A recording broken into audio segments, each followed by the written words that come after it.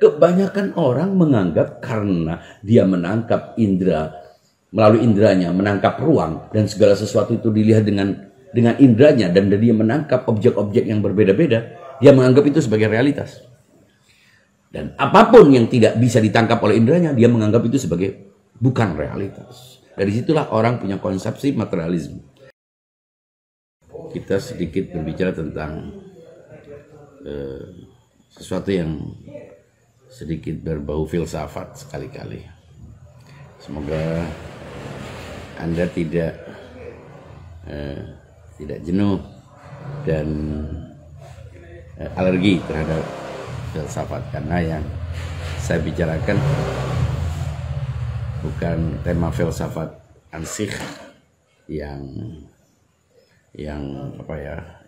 sangat akademik, sangat rigid, tapi filsafat yang egaliter, yang populis.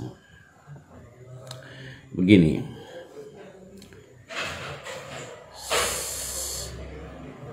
kita semuanya mengalami hidup, mengalami keberadaan. Artinya,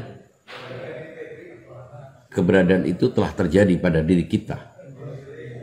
Masing-masing dari kita sudah mengalami ada. Dan karena mengalami ada, jadi tidak ada yang memberitahu kita bahwa kita ada. Mengapa? Karena kita sudah mengalaminya. Tidak hanya kita, tidak hanya Anda, manusia-manusia yang mengalami ada, tapi segala sesuatu yang ada telah mengalami ada. Karena dia ada berarti dia telah mengalami ada. Mulai dari segala macam yang ada di alam ini, seperti batu, semua makhluk-makhluk mineral, tumbuhan, hewan, dan manusia. Apapun yang ada telah mengalami ada. Dan karena telah mengalami ada, tidak ada yang keberadaan kita itu bukan karena orang lain memberitahu kita. Bukan karena ada pihak lain yang menginformasikan bahwa kita ada. Pada detik kecil, pada detik awal kita lahir, atau bahkan sebelum lahir, saat kita di perut ibu dan sudah bernapas, sudah beraktivitas, itu sebetulnya kita sudah mengalami ada sebagai manusia. Manusia itu kan punya 3 dunia, yaitu dunia kandungan, dunia bumi, dan dunia akhirat. Nah, pada dunia kandungan, pada dunia yang sempit itu dia sudah ada, sudah mengalami ada. Nah, di antara semua yang sudah mengalami ada, itu hanya sebagian yang menyadari pengalaman itu. Kita, manusia, sebagian dari manusia menyadari keberadaan dirinya, menyadari pengalamannya. Jadi saya ulangi lagi ya, semua yang ada mengalami keberadaan. Dan sebagian yang mengalami keberadaan menyadari pengalamannya. Artinya dia tahu bahwa dirinya ada. Dan karena dia menyadari, dia punya kesadaran inheren tentang keberadaannya. Dan tidak ada yang keberadaannya, dia menyadari keberadaannya bukan karena ada yang memberitahu, tapi karena memang sudah terjadi pada dirinya. Dari mana kita tahu bahwa dia sadar dirinya ada? Saat dia berinteraksi dengan apapun di luar dirinya. Nah, orang-orang yang menyadari, mungkin kita tidak tahu apakah tumbuhan, hewan menyadari, saja menyadari, tapi kita tidak pernah tahu apakah mereka menyadari keberadaannya. Tapi sangat terduga bahwa tumbuhan, terutama hewan, menyadari keberadaan dirinya, menyadari pengalaman bahwa dia sudah ada. Terbukti dari perilakunya, interaksinya. Nah, kita manusia, sebagian dari manusia itu menyadari keberadaan dirinya. Nah, yang menyadari keberadaan dirinya itu terbagi menjadi dua. Ada yang hanya menyadari dan tidak lagi memikirkannya. Ada yang menyadari keberadaannya dan menelusuri. Ingin tahu lebih jauh apa di balik kesadaran tentang keberadaannya. Itu lebih sedikit lagi jumlahnya. Nah, di antara orang-orang yang menyadari dan menelusuri keberadaan dirinya karena dia menyadari, artinya selain dia menyadari juga dia ingin tahu tentang apa di balik dirinya, di balik keberadaan dirinya, itu menemukan bahwa dirinya ada. Kesadaran itu ada dua bentuk. Pertama, kesadaran itu ada dua level. Level pertama, sadar dirinya ada. Dan masing-masing punya kesadaran lagi. Dan kedua, sadar bahwa dalam dirinya itu terjadi berbagai macam hal. Mengalami banyak urusan, banyak hal dalam dirinya. Misalnya dia merasakan lapar. Dia mengalami lapar. Haus. Takut. Suka, benci, jenuh, dan lain sebagainya. Dia juga menemukan aneka gambar dalam dirinya. Ribuan gambar, miliaran gambar. Bahkan dalam sekejap dia bisa menangkap begitu banyak gambar. Dalam satu detik aja dia bisa menangkap aneka gambar yang berbeda-beda dalam satu ruangan. Bayangkan dalam diri kita itu ada berbagai macam gambar-gambar. Nah, dari gambar-gambar yang ada itu dia menyusun-nyusun gambar. Dari menyusun gambar tersusunlah gambar, rangkaian gambar dan begitulah seterusnya. Nah, sampai di sini saya ingin kembali kepada manusia. Manusia itu seperti komputer. Komputer itu dapat kita bagi menjadi dua bagian. Yaitu bagian yang kita sebut dengan hardware. Sebetulnya ini bukan komputer. Karena itu perangkat kerasnya saja, benda. Tapi disebut komputer justru karena perangkat lunaknya, softwarenya. Nah, dalam software komputer itu ada susunan konsep, susunan software, ada hierarki di dalamnya yang apabila tidak diawali dari sebuah software, maka software-software lainnya tidak bisa muncul. Nah, sebagaimana komputer. Jadi, nah dalam komputer itu ada susunan-susunan pikir. Yang kalau kita lihat ternyata susunan pikiran itu tidak akan pernah bermula, tidak akan pernah tersusun kalau tidak ada susunan pertama. Nah, di antara semua konsep-konsep yang masuk dalam diri manusia, di antara gambar-gambar yang masuk dalam diri manusia, ada gambar pertama yang merupakan induk dari semua gambar. Yang tanpa gambar ini, kita tidak akan pernah punya gambar apapun. Ada konsep pertama, ada ide pertama yang kita tidak bisa membangun konsep apapun, teori apapun, pandangan apapun kalau kita tidak bermuara kepada konsep pertama ini. Nah, konsep pertama ini ada pada setiap orang. Artinya setiap orang bisa menganggapnya benar tanpa memerlukan dalil. Bahkan kalau orang bertanya tentang dalil, bertanya tentang bukti, bertanya tentang dasar kebenaran sebuah pendapat atau teori atau pandangan, maka sebetulnya kita sedang bertanya tentang apakah pandangan itu bermuara atau berhubungan atau terkoneksi atau berdasar pada konsep pertama itu. Sehingga kalau terbukti bahwa konsep itu tidak terhubung kepada konsep pertama, maka dianggap invalid. Mengapa? Karena justru kebenaran sebuah pandangan itu ditentukan oleh runutannya. Ketika dia bersambung kepada sebuah pikiran awal yang tidak lagi memerlukan pikiran, itu berarti benar. Nah, karena itu kita menemukan banyak pendapat yang langsung kita bisa benarkan. Kita temukan beberapa fakta-fakta yang kita pahami langsung kita benarkan. Seperti premis-premis dalam matematika. Mengapa kita bisa menerimanya tanpa kita memerlukan dalil? Kita tidak bertanya tentang alasannya, dasarnya, referensinya. Karena ia tersambung langsung kepada premis awal, kepada konsep awal yang ada pada diri manusia. Sebagaimana komputer juga tersusun dalam hierarki konsep-konsep. File-file, software-software. Software pertamanya adalah BIOS. Nah, kita punya BIOS yang kita sebut dengan konsep pertama. Yang kalau tanpa BIOS itu, maka kita tidak disebut manusia. Begitu juga komputer. Kalau tidak ada BIOS-nya, maka dia tidak bisa disebut komputer. Dan operating system apapun tidak bisa diterapkan di situ.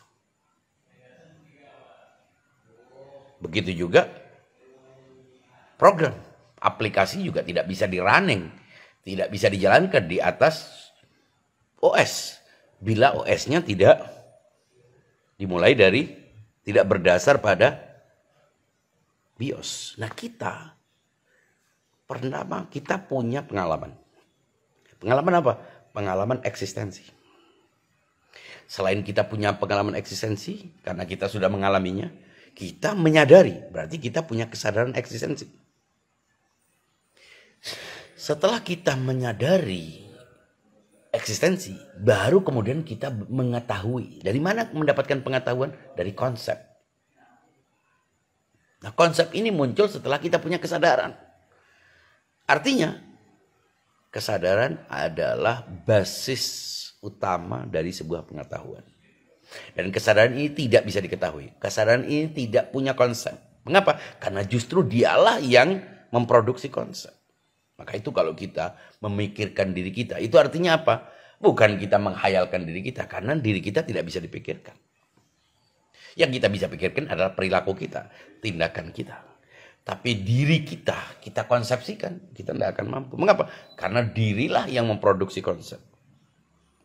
Nah, kita punya kesadaran tentang diri. Tapi kita tidak punya kesadaran tentang sesuatu selain diri. Nah, dengan cara apa kita bisa menyadari sesuatu selain diri? Dengan konsep. Dengan perantara gambar yang kita download saat kita berinteraksi dengan apapun yang kita lihat. Nah, itulah yang disebut dengan pengetahuan. Maka itu perlu dibedakan antara pengalaman, sesuatu yang sudah terjadi pada kita, yaitu keberadaan kita, bahwa kita ada. Dan kita mengalami ada. Kita juga menyadarinya. Setelah kita menyadari keberadaan diri kita, baru kita mendownload pikiran-pikiran dari luar. Melalui penginderaan kita, lalu akal kita mengabstraksi konsep-konsep. Kita masukkan ke dalam file, dalam slot-slot pikiran kita. Kita melakukan pemilahan, menganalisis, menggabung-gabungkan, merangkainya menjadi konsep-konsep yang terangkai, yang kemudian dari aturan itu, dari aturan berpikir yang logis, kita menyusun pikiran-pikiran. Nah, bagaimana menyusun pikiran? Susunan pikiran harus bermula dari pikiran awal. Nah, pikiran awal itulah yang perlu diketahui. Apa pikiran awal? Yang kita tidak memerlukan dalil untuk itu. Yang kita tidak memerlukan penjelasan tentang itu. Yang kita langsung bisa membenarkannya. Yang apabila sebuah pikiran tidak didasarkan kepada itu, kita tidak akan bisa menganggap sebuah pikiran itu benar. Apapun, siapapun yang menyampaikannya. Nah, untuk itu, kalau kita bicara tentang sebuah pengetahuan, pengetahuan harus berdasar pada diri. Dan diri harus berdasar pada konsep. Kita ketika berhubungan dengan segala sesuatu, perantaranya adalah konsep. Tapi konsep yang kita peroleh tidak benar begitu saja. Dia harus disusun lagi oleh pikiran-pikiran lain. Yang dengan itu kita bisa membenarkan sebuah tindakan, sebuah perbuatan, sebuah pandangan. Contoh, kalau kita tanya, pikiran awal kita itu apa? Yang semua orang sepakat. Pikiran awal ini harusnya disepakati oleh semua orang. Bahwa ada bukanlah tiada. Ya. Ini prinsip yang orang pasti menerima itu. Kedua, bahwa akibat itu lahir karena sebab. Apabila kita tidak menerima konsep awal tentang kausalitas ini, maka kita tidak akan bisa menyusun pikiran. Mengapa? Semua yang kita gagas adalah merangkai pikiran. Untuk itu kita sering ngomong karena. Karena ini adalah konfirmasi tentang kausalitas antara satu pikiran dengan pikiran lainnya. Sehingga dari situlah kita menyusun pikiran. Dari situlah ia menjadi sebuah rangkaian konsep-konsep, teori, gagasan, dan lain sebagainya. Nah, kebanyakan orang tidak menganggap persoalan ini sebagai sesuatu yang penting. Sehingga dia tidak berbicara tentang kesadaran dirinya. Dia tidak lagi merasa perlu membahas tentang keberadaan dirinya. Yang dia bahas adalah sesuatu yang dia tangkap dengan inderanya. Mengapa? Karena yang ditangkap oleh inderanya dianggapnya itu sebagai sebuah fakta. Padahal dia tidak menangkap faktanya secara langsung. Yang dia tangkap adalah gambar-gambar fakta itu. Anak kita yang paling dekat dengan kita pun kita tidak pernah menangkap. Dia tidak pernah hadir dalam diri kita. Kecuali konsepnya. Saat kita berbicara dengan dia, sebetulnya kita sedang berbicara dengan gambar dia yang muncul dalam diri kita. Jadi respon kita terhadap segala sesuatu itu adalah respon kita terhadap gambar-gambar yang masuk ke dalam diri kita. Bukan realitas itu sendiri. Kebanyakan orang. Karena itu interaksi kita dengan objek, dengan sesuatu di luar diri kita itu ditentukan oleh alat yang kita gunakan. Apabila pandangan kita menganggap bahwa objek yang di luar itu hanya bisa ditangkap dengan indera, maka kita akan menganggap realitas itu hanya benda-benda. Sebaliknya, bila kita menganggap bahwa ada sesuatu di balik indera yang karena itu ada sesuatu di balik benda yang karena itu benda-benda kita anggap ada, maka berarti pandangan kita jauh lebih luas dari sekedar benda. Inilah yang menjadi biang pola pikir, pola pemahaman keagamaan, ketuhanan, paradigma, perilaku, dan lain sebagainya. Nah, kebanyakan orang menganggap itulah realitas. Padahal yang dia sebut dengan realitas bukan realitas itu sendiri, tapi gambar tentang realitas. Tapi citra tentang realitas yang masuk. Tidak realitas itu sendiri. Kalau kita ingin menangkap realitasnya secara langsung, mestinya kita tidak menangkap gambarnya, tapi menjadi dia. Artinya kalau kita ingin berhubungan dan itu tidak melalui indera, maka mestinya bukan gambar yang muncul, tapi realitas itu sendiri yang muncul dalam diri kita. Disitulah bedanya antara pengetahuan yang didasarkan pada fenomena konkret, pada objek yang konkret, pada sesuatu yang berbentuk fisikal, dengan sesuatu yang berbentuk abstrak. Kebanyakan orang menganggap karena dia menangkap indera, melalui inderanya menangkap ruang dan segala sesuatu itu dilihat dengan inderanya, dan dia menangkap objek-objek yang berbeda-beda, dia menganggap itu sebagai realitas. Dan apapun yang tidak bisa ditangkap oleh inderanya, dia menganggap itu sebagai bukan realitas. Dari situlah orang punya konsepsi materialisme, baik itu diungkapkan maupun tidak. Dari situ orang kemudian mencoba untuk beragama dengan mindsetnya yang meruang, dan dia tidak menemukan itu. Dia tidak menemukan Tuhan. Kalau dia menganggap realitas hanya benda, bagaimana dia meyakini Tuhan? Sementara Tuhan bukanlah benda. Orang yang begini mengalami ambiguitas, ketidakjelasan.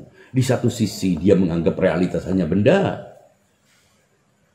tapi di satu sisi dia sudah terlanjur meyakini adanya sesuatu di balik benda yang disebut dengan Tuhan. Tapi dia tidak cukup untuk kembali kepada dirinya, untuk kembali kepada kesadaran tentang keberadaan. Dan itu dianggap rumit untuk kembali kepada kesadaran tentang keberadaan. Nah, akibatnya apa?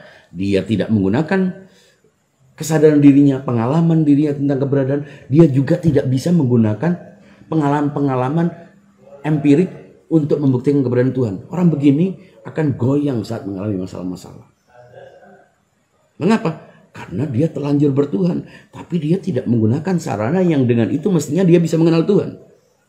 Akibatnya dia gunting persoalan keberadaan Tuhan untuk langsung masuk ke dalam persoalan agama. Lalu dia berusaha untuk menjalani agama tanpa dia punya kesadaran tentang Tuhan. Akibatnya agama pun ketika dijalaninya itu didasarkan pada mindset materialisme. Ya, dia tidak benar-benar bertuhan. Nah, untuk meyakinkan dia dari kebingungan, dia perlu sebuah paradigma yang membuat dia teguh antara rasio yang mengharuskan dia untuk berpikir abstrak dan indera yang membuat dia harus berpikir konkret. Dia di tengah-tengah itu. Apa yang harus dilakukan? Dia membangun sebuah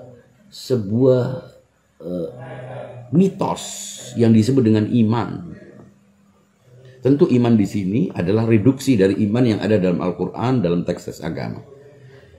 Iman dipahami sebagai sebuah keyakinan tanpa dasar, artinya keyakinan tanpa rasio yang sebetulnya bisa membuka dia kepada alam yang abstrak, yang dengan itu ia bisa mengenal Tuhan, karena Tuhan memang entitas abstrak. Ya, dia juga tidak bisa menggunakan indera, karena indera hanya bisa mengantarkannya kepada realitas yang sensual, material. Disinilah kebanyakan orang cenderung untuk mengabaikan persoalan ketuhanan. Tidak ingin berbicara tentang eksistensi, tidak ingin berbicara tentang Tuhan, tapi lebih suka berbicara tentang praktek-praktek agama. Yang semua itu bisa didapat dengan sekedar doktrin, sekedar mendownload informasi orang, ceramah orang lalu dia jalan. Tapi dia tidak tahu. Dia beragama tapi dia tidak bertuhan. Dan karena beragamanya tanpa konsepsi tentang ketuhanan, dia mempersepsi Tuhan juga sesuai dengan doktrin yang dia terima. Karena keyakinan orang kebanyakan itu bukan karena pilihannya, tapi karena ketelanjuran. Atau karena doktrin yang masuk ke dalam pikirannya saat dia tidak punya pikiran apapun tentang Tuhan. Bagaimana mungkin? Dengan sains dia tidak bisa menemukan Tuhan. Dengan filsafat dia juga tidak bisa menggunakan filsafat karena menurut dia terlalu rumit. Dan dia lebih menikmati apa yang sudah terlanjur dia jalaninya. Nah, kebanyakan orang beragama tanpa menggunakan akal dan goyang saat menemukan fenomena demi fenomena dalam hidupnya, saat mengalami guncangan-guncangan. Nah, akibat dari keberagamaan yang tanpa dasar ontologi ketuhanan, tanpa paradigma metafisika eksistensi, mereka akhirnya membangun konsepsi ketuhanan yang selaras dengan doktrin ketelanjuran. Dari situ muncul fatalisme, takdir, kepasrahan, makna sabar yang sudah direduksi dari makna rasional. Ini yang terjadi. Akibatnya agama menjadi kehilangan pesonanya. Kaum saintis tidak ingin, kaum saintis tidak tertarik. Para filosof juga jenuh melihat agama yang tidak bisa dipahami secara rasional. Inilah yang akhirnya membuat orang kelihatannya sama-sama beragama tapi boleh jadi berbeda. Beragama secara doktrinal dan beragama secara rasional adalah dua benua pemikiran yang berbeda. Orang-orang yang rela untuk berpikir, untuk bekerja keras berpikir dan berpikir akan bisa memasuki dunia abstrak yang sangat luas dan dia menemukan jawaban-jawaban tentang Tuhan. Jawaban-jawaban tentang hal-hal yang tidak bisa dia temukan dalam dunia sains dan hal-hal yang dia tidak bisa temukan dalam dunia doktrin. Ya, dan itu hanya sedikit orang karena memerlukan konsentrasi pikiran dan memerlukan kesiapan untuk meninggalkan doktrin-doktrin yang sudah berkarat dalam dirinya. Semoga ini bisa dipahami dan direnungkan dan ya berguna buat kita untuk membangun keberagamaan yang religiusitas yang rasional, bukan religiusitas yang simbolik semata, yang vulgar semata, yang hanya atraksi-atraksi retorika dan perilaku dan ritual, tapi tidak punya dasar kesadaran tentang kebertuhanan, tentang eksistensi, tentang realitas, yang semuanya itu sebetulnya merupakan dasar yang tidak bisa ditawar dari sebuah keberagaman. Kalau tidak, agama tidak lain adalah kumpulan dari ceramah-ceramah orang, pandangan-pandangan orang yang kita sendiri tidak ikut menyimpulkannya. Itulah kerugian. Sekian, mohon maaf, semoga itu bisa bermanfaat buat saya dan Anda semuanya.